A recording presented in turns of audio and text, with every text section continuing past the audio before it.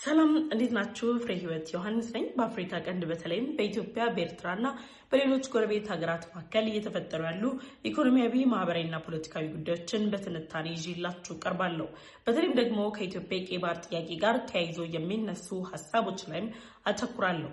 በዛሬው ቆይታችን በሁለት አንኳር ጉዳዮች ላይ አብረን ቆይታ የምናደርግም ይሆናል። የመጀመሪያው ቀዳሚ አጀንዳችን የሚሆነው በትግራይ ክልል የሚንቀሳቀሰው የህወሓት ቡድንና የፌዴራል መንግስቱ መካከል ከዓመታት በፊት ተፈጥሮ በነበረው ግጭት ላይ ግጭቱን ለማስቆም የተፈረመው የፕሪቶሪያ ስምምነት ላይ በሁለቱም አካላት በኩል መሪ ተዋናይ የነበሩት አቶ ጌታቸው ረዳና አቶ ሬድዋን ሁሴን በጋራ አንድ ጥብቅ የተባለ መልእክትን በአልጀዝራ ላይ አጋርተዋል። እነዚህ ሁለት ከፍተኛ አመራሮች በአልጀዝራ ላይ ቀረቡት ጽሁፋቸው ላይ የህወሓት ቡድን ከጥቂት ቀናት በኋላ በፌዴራል መንግስቱ ላይ ጦርነት እንደሚከፍትና ከዚህ ጦርነት በስተጀርባም ደግሞ የኤርትራ መንግስት እጅ እንዳለበት ጭምር ገልጸዋል። በፕሪቶሪያው ስምምነትና እንዲሁም ደግሞ የህወሓት እንዲሁም የኤርትራ መንግስት አሁናዊ ሁኔታ ጋር በተያያዘ አቶ ጌታቸው ረዳና እንዲሁም ደግሞ የደህንነት ጉዳዮች ኃላፊ የሆኑት አቶ ሬድዋን ሁሴን በአልጀዝራ ገጽ ላይ ያጋሩት ጽሁፍ ሙሉ ሀሳብ ምንድን ነው የሚለውን ጨምሮ ሌሎች መረጃዎችን ይዤላችኋለሁ። ሁለተኛው አጀንዳችን የሚሆነው በግብጽ ካይሮ ከግብጽ ፕሬዝዳንት አብዱል ፈታህ አልሲሲ ጋር ቆይታ ያደረጉት የኤርትራው ፕሬዝዳንት ኢሳያስ አፈወርቂ ወደ ሀገራቸው ከመመለሳቸው በፊት በአፍሪካ ቀንድ ላይ የራሷን ሀያልነት ለማስመስከር እየተንቀሳቀሰች ከምትገኘው እስራኤል ጋር አጣብቂኝ ውስጥ የከተታቸውን አዲስ ውሳኔ አሳልፈዋል። የኤርትራው ፕሬዝዳንት ኢሳያስ አፈወርቂ ከእስራኤል ጋር በተያያዘ የያዙት አቋም ምንድን ነው? ከዚህ አቋም በስተጀርባስ የማን ፍላጎት አለበት? ግብጽና ኤርትራ ከእስራኤል ጋር ሆድና ጀርባ መሆናቸው በቀጠናው አጠቃላይ እንቅስቃሴ እንዲሁም ደግሞ የኤርትራ ህልውና ጋር ተያይዞ ምን ሊያስከትል ይችላል በሚለው ዙሪያ ላይ መረጃ ይዤላችሁ ቀርቤያለሁ። ለዩቲዩብ ቻናል አዲስ ከሆናችሁ የደወል ምልክቷን ተጭናችሁ ቻናሌን ሰብስክራይብ በማድረግ ቤተሰብ እንድትሆኑ ጋበዝኳችሁ። ቻናሌን ሰብስክራይብ አድርጋችሁ ቤተሰብ ከሆናችሁ ላይክ እና ሼር በማድረግ ለወዳጅ ዘመዶቻችሁ እንድታጋሩ ጋብዛችኋለሁ። አሁን ወደ ቀዳሚ መረጃ ተሻገርኩኝ። አብራችሁን ቆዩ።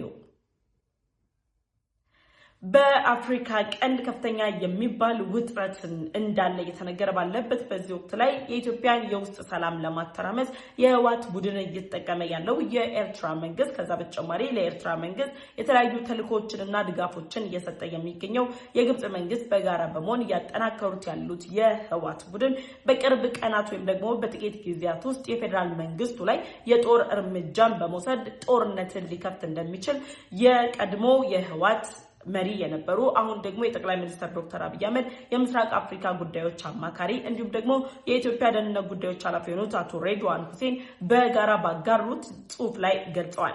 እነዚህ ሁለት ከፍተኛ አመራሮች በኢትዮጵያ የፖለቲካ ሂደት ላይ የየራሳቸው የሆነ አሻራን ያሳረፉ ሲሆን በተለይም ደግሞ በትግራይ ክልል ሲንቀሳቀስ የነበረው ህወሓት እንዲሁም ደግሞ ከፌዴራል መንግስቱ ጋር በነበረው ጦርነት አማካኝነት አቶ ሬድዋን ሁሴን በፌዴራል መንግስቱ በኩል ተደራዳሪ በመሆን እንዲሁም ደግሞ አቶ ጌታቸው ረዳ ህወሓትን በመወከል ደቡብ አፍሪካ ላይ በፕሪቶሪያው ስምምነት መግባባት ላይ በተደረሰበት በዛ ወቅት ላይ ሁለቱም በተለያየ ጎራ ላይ ቆመው ለሀገሪቱ ሰላምና እንዲሁም ደግሞ የፕሪቶሪያው ስምምነት ላይ የተለያዩ መግባባቶች ያላቸው ነጥቦች ላይ ተግባብተው የፊርማ ስነ ስርዓት ማኖራቸው የሚታወስ ነው። ታዲያ ይህን ስምምነት መነሻ በማድረግ በህወሓትና በፌዴራል መንግስቱ መካከል ያለው ግጭት ወይም ደግሞ የነበረው ውጥረት ይፈታል የሚል እምነት የነበራቸው እነዚህ ሁለት መሪዎች አሁን ላይ ባለው የፕሪቶሪያው ስምምነት አካሄድ በህወሓት ቡድን በኩል በተደጋጋሚ የፕሪቶሪያውን ስምምነት በመጣስ የጦር መሳሪያ ለማስረከብ ከተስማማ በኋላ የተለያዩ የጦር መሳሪያዎችን በጉድጓድ መቆፈር ዳግም ደግሞ የፕሪቶሪያውን ስምምነት በሚጥስ መልኩ ሁለተኛ ዙር ጦርነትን በትግራይ ክልል ለመፍጠር እየተንቀሳቀሰ መሆኑን ይገልጻሉ። ታዲያ አልጀዝራ ላይ እነዚህ ሁለት ባለስልጣናት ባጋሩ ጽሑፍ ላይ እንደገለጹት የፕሪቶሪያው ስምምነት በወቅቱ በተፈረመበት ወቅት ላይ በሁለቱም ጎራ የነበሩ ከፍተኛ ኃላፊዎች ቡጢ ይገጥማሉ የሚል ስጋት እንደነበራቸውና ውጥረቱ እጅግ ከፍተኛ የሚባል እንደነበረ ገልጸው ነገር ግን በፕሪቶሪያው ስምምነት ተስማምተው የሰላም ጥሪ ወይም ደግሞ የሰላም ስምምነት ላይ ደርሰው ወደ ሀገራቸው ተመልሰዋል። ምንም እንኳን የፕሪቶሪያው ስምምነት ከተፈረመ በኋላ በትግራይ ክልል ሰላም ይመጣል፣ ህወሓትም ደግሞ ከፌዴራል መንግስቱ ጋር ግጭቱ እስከ መግባት ይልቅ አብሮ ለመስራት ደግሞ ታጥቆት የነበረውን የጦር መሳሪያ ጭምር ያስረክባል ቢባልም የፕሪቶሪያውን ስምምነትን መሰረት ያደረገ አካሄድን ሳይሆን የፕሪቶሪያውን ስምምነት የጣሰ አካሄድን ህወሓት አጠናክሮ መቀጠሉም የሚታወስ ነው። አሁንም ድረስ የፕሪቶሪያውን ስምምነትን እየጣሰ ያለበት ሁኔታም ደግሞ የሚታወቅ ጉዳይ ነው።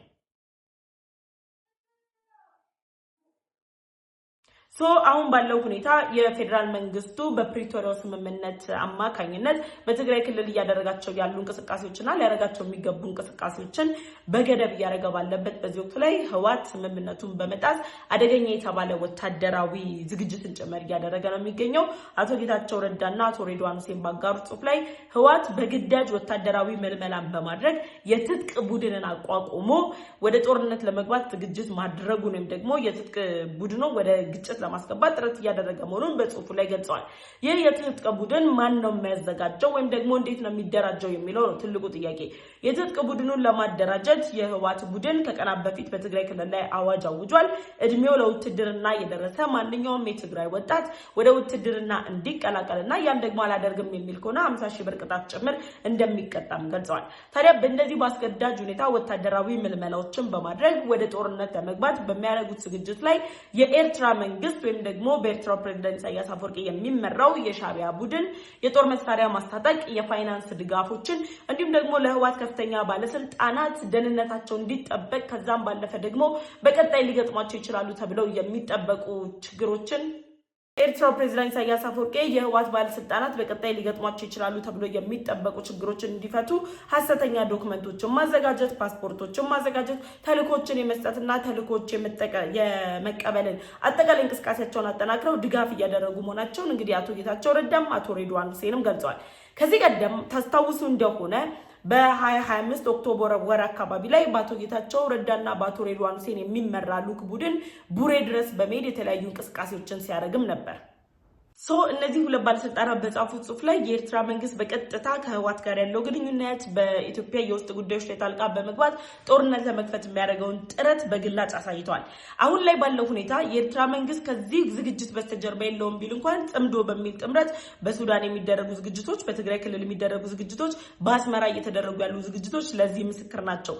ስለዚህ ከጥቂት ቀናት በኋላ ወይም ደግሞ በቀጣዮቹ ጊዜያት ላይ ህወሓት ከፌዴራል መንግስቱ ጋር ወደ ግጭት ለማስገባት የሚያስችለውን የጦር ትንኮሳ ያደርጋል ወይም ደግሞ ወታደራዊ እርምጃን ይወስዳል ተብሎ እንደሚጠበቅም ጭምር እንግዲህ በተጋራው ጽሑፍ ላይ ተገልጿል ማለት ነው።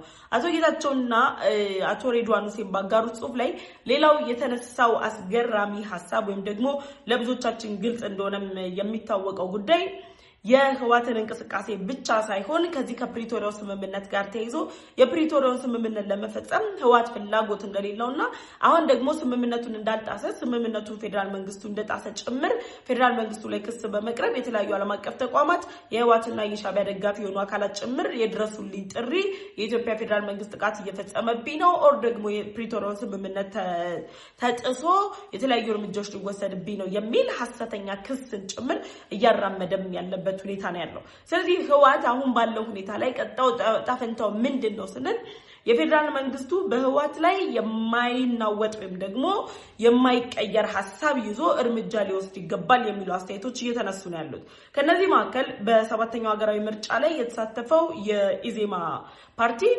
የፌደራል መንግስቱ ህወሓት ላይ እርምጃ እንዲወስድበት ጭምር ጥያቄ አቅርቧል። ስለዚህ አሁን ባለው ሁኔታ የኢትዮጵያ መንግስት መታገስ ወይም ደግሞ የመታገሱ ሁኔታ እስከ መቼ ድረስ ይዘልቃል የሚለውን ጭምር በማንሳት ከዚህ ቀደም እንደነገርኳችሁ ቡሬ ላይ እንግዲህ ጌታቸው ረዳና አቶ ሬድዋን ሁሴን ጉብኝት ሲያደርጉ የተናወጠው የኤርትራ መንግስት ባለስልጣናት ቡድን ደግሞ የህወሓት ቡድን በጋራ ሆነው የኢትዮጵያን እንቅስቃሴ ለማደናቀፍ የኢትዮጵያን የተለያዩ እቅዶቿን ለማክሸፍ የሚያደርጉትን ጥረት መነሻ አድርገው አሁን ላይ እርምጃ እንዲወሰድባቸው እየተጠየቁ ነው ያሉት። ስለዚህ ህወሓትን ከትግራይ ህዝብ የመለየቱ ባህል አሁን ላይ ዳብሯል።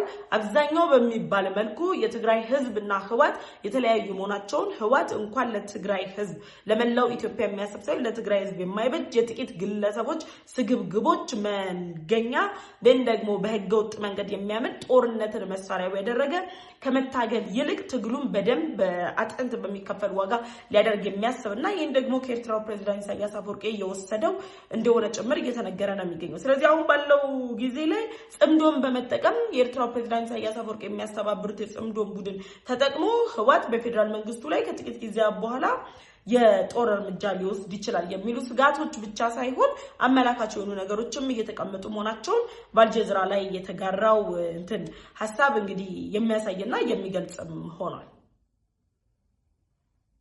በጥቅሉ አቶ ጌታቸው ረዳና አቶ ሬድዋን ሁሴን ባስተላለፉት መልእክት ላይ ዓለም አቀፉ ማህበረሰብ የህዋትን አጥፊነት እንዲገነዘብ ህዋት በትግራይ ክልል ጦርነት ከመፍጠር ባለፈ መላው ኢትዮጵያን በጦርነት በማተራመስ የሻዕቢያንና የግብጽን ተልዕኮ አስፈጻሚ መሆኑን እንዲረዳና የተለያዩ እርምጃዎችም እንዲወሰዱ ደግሞ የፌደራል መንግስቱ እስካሁን ድረስ የፕሪቶሪያውን ስምምነት ባለመጣስ እየከፈለ ያለው ዋጋ የፕሪቶሪያውን ስምምነት በማክበር እየተደረጉ ያሉ እንቅስቃሴዎች ለህዋት ትግስት ሳይሆን ህዋት እንደተፈራ አድርጎ ቆጥሮ ከዚህ ቀደምም እንደነገርኳችሁ ከቀናት በፊት አደገኛ የሚባሉ እስከ 400 ሚሊዮን የሚጠጋ ዶላር ክፍያና ከፍለው የድሮን መከላከያዎችም ደግሞ የድሮን ማክሸፊያ ጸረ ድሮኖችን ታጥቀናል አሉ።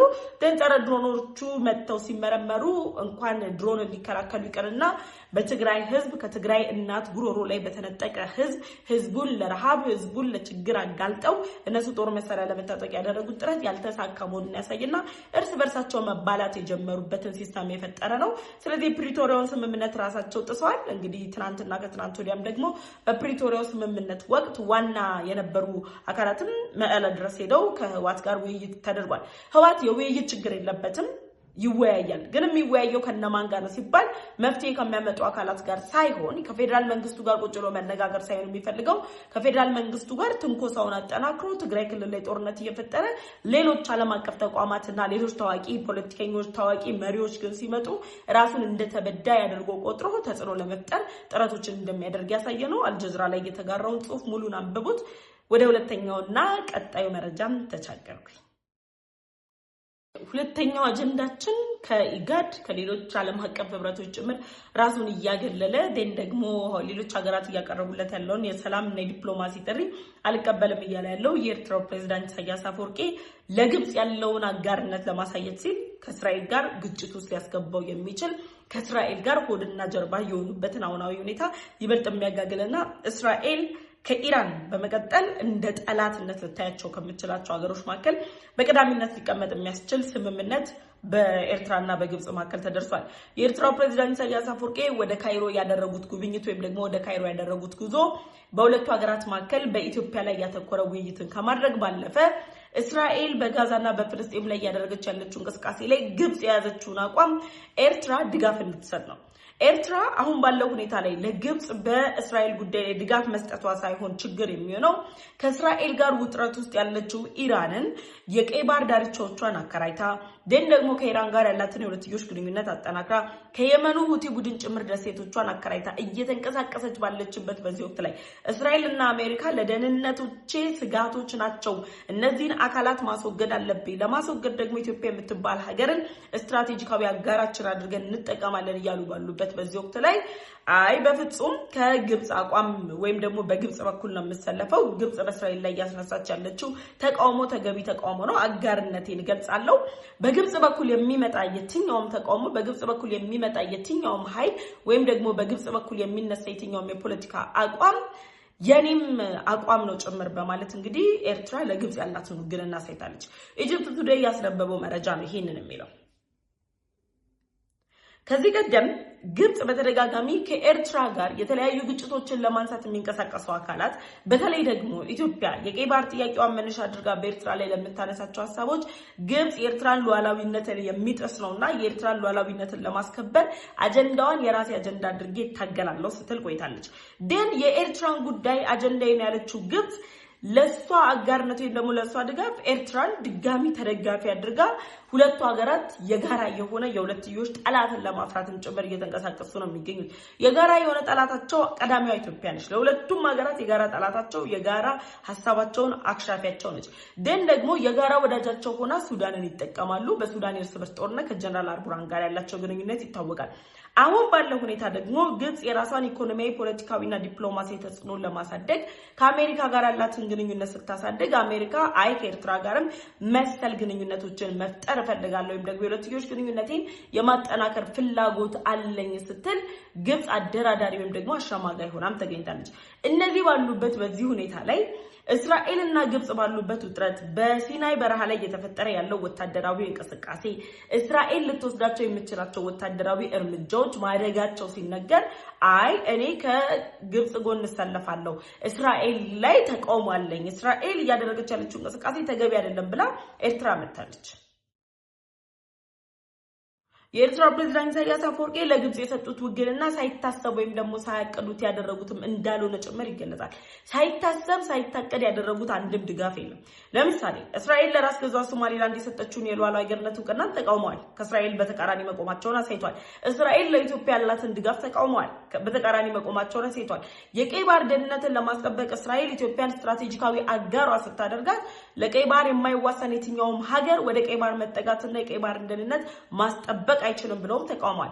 አሁን ላይ ደግሞ ግብጽ በፍልስጤምና በጋዛ እያሳበበች በሲናይ በረሃ ላይ ከእስራኤል ጋር የገባችበት ውጥረት ላይ ኤርትራ የምትባል ሀገር ከግብጽ ጎን እሰለፋለሁ፣ እስራኤል ላይ ያደረገች ያለችው እንቅስቃሴ ተገቢ አይደለም፣ ስለዚህ ከግብጽ ጎን ቆሜ የእስራኤልን እንቅስቃሴ አወግዛለሁ ወይም ደግሞ እቃወማለሁ የሚል ሐሳቧን ጭምር ገልጻለች። እነዚህ ጉዳዮች የሚያሳዩት አሁን ላይ ባለው ሁኔታ ኤርትራ ከዓለም አቀፉ ማህበረሰብ ራሷን ከማግለል በተጨማሪ ሀያላን ሀገራቶች ጭምር እርምጃ ወስደውባቸው እንዲያገሏት ተጽዕኖዎችን ለመፍጠር ጥረቶች እያደረገች ነው ያለችው። ስለዚህ ለግብጽ ኤርትራ እየሰጠች ያለችው ድጋፍ ኢትዮጵያን ከቀይ ባህር አርቃለሁ በሚል ግምት ውስጥ ብቻ የሚቀር ሳይሆን በሀያላን ሀገራት ውስጥ ኢላማ ውስጥ የሚያስገባት በአፍሪካ ቀንድ ላይ ያላትን እንቅስቃሴ ይበልጥ አዳክሞ አሁንም ደግማለች፣ ተጽዕኖ መፍጠር አልቻለችም፣ ይበልጥ እንድትደቅ የሚያደርጋት ነው። ስለዚህ ለግብጽ ያላትን አጋርነት አጠናክሬ እቀጥላለሁ ብላለች።